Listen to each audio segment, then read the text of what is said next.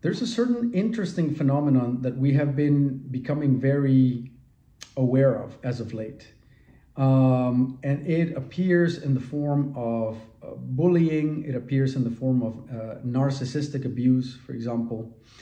And it is that in which there seems to be an endless dance between victim and perpetrator. And I think it's interesting to bring the angle of the perennial philosophies, in this case Daoism, to bear on why that happens so often and how to resolve it for ourselves, and also hopefully on a societal level. My name is Pablo, this channel is Meditation Amsterdam, and if you think that these are cool topics, do subscribe, like, and share. And without further ado, we dive into it.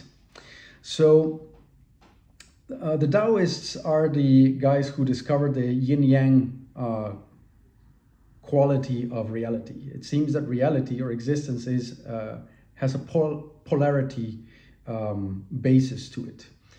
And in our lives, that is imprinted upon us in the way we develop. So we've spoken earlier about how there's a fundamental core wound that is inflicted on our psyche when we realize that we are a separate and vulnerable entity that has entered this world.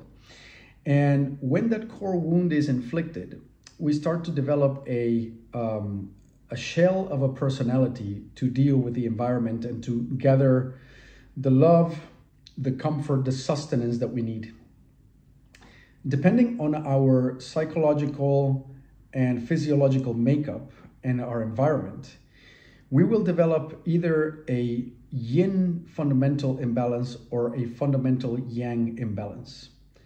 Those who tend to the yin imbalance will be more on the codependent spectrum, and they will tend to fawn and flee away from situations that are uncomfortable or unfavorable. And those who tend to the yang side of the imbalance will tend more to the narcissistic and aggressive side of the spectrum. So fight will be more likely to be their trauma response. Now, that is a fundamental trauma that we all have because it's a developmental trauma. It's part of our natural growing up. After that, we are subjected to life, and life inflicts more undesired situations on us, which enrich that trauma. And but the fundamental response tends to be quite ingrained.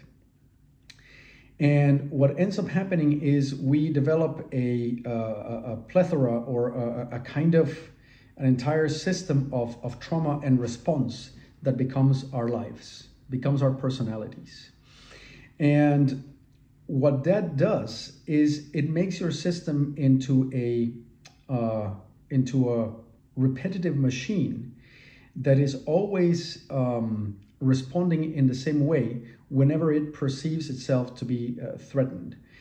And at the same time, it feels a sense of lack and a sense of imbalance. So the fundamental imbalance is felt very deeply and is constantly longing for resolution. So we will project that resolution onto the environment. Very often we'll project it onto certain people that we want to be with, or certain achievements that we want to get, or certain situations that we want to avoid.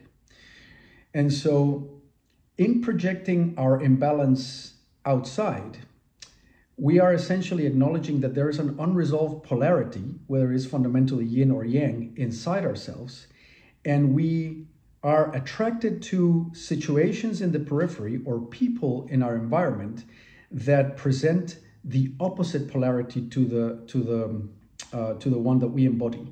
So they in a sense complete us, or so it seems. And we are inexorably attracted to these things. We are attracted to them as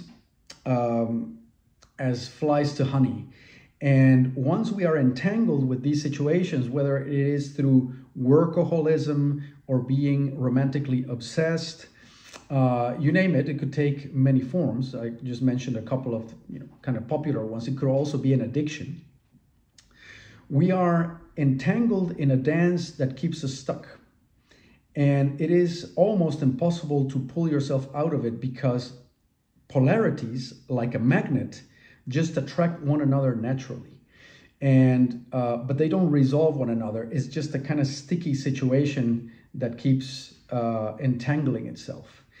And so what you notice from this is that it is something that is almost beyond you. It's beyond your psychology or your willpower to be able to resolve this.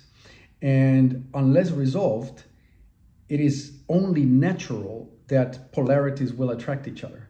So we hear a lot nowadays about bullying, but there's victims of bullying. We hear about narcissistic abuse, and there is victims of narcissistic abuse, or what you could call codependents, right? These are dyads of a polarity.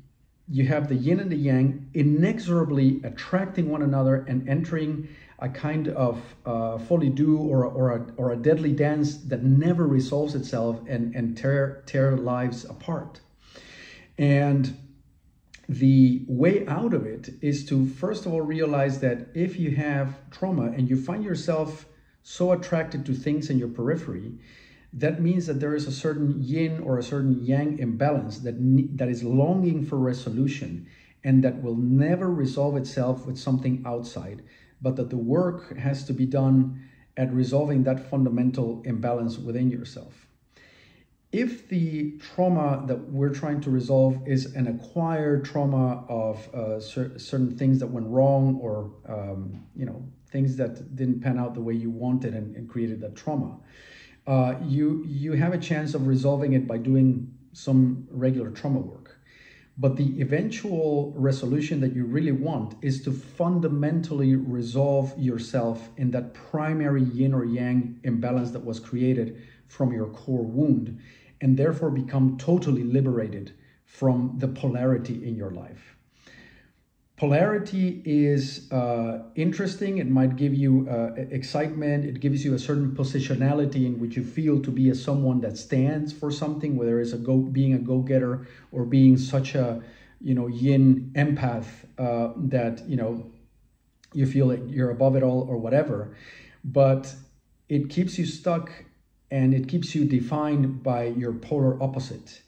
And polar opposites keep each other stuck at a certain level. The way to eventually resolve any polarity is to go to the position of the observer, because observation of both polar prongs of the equation is neutral, and awareness of both polarities of whatever topic or trauma you may have eventually resolves the entire polarity system, and it makes it into a balanced whole that is no longer kinked to the side of yin or to the side of yang.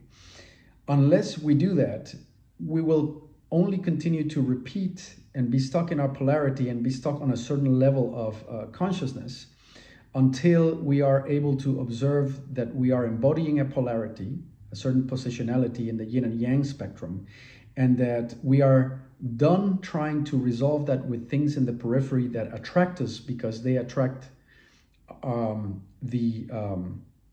they have a magnetic effect on whatever polarity we're embodying. So it has that kind of energetic magnetic effect to the outside.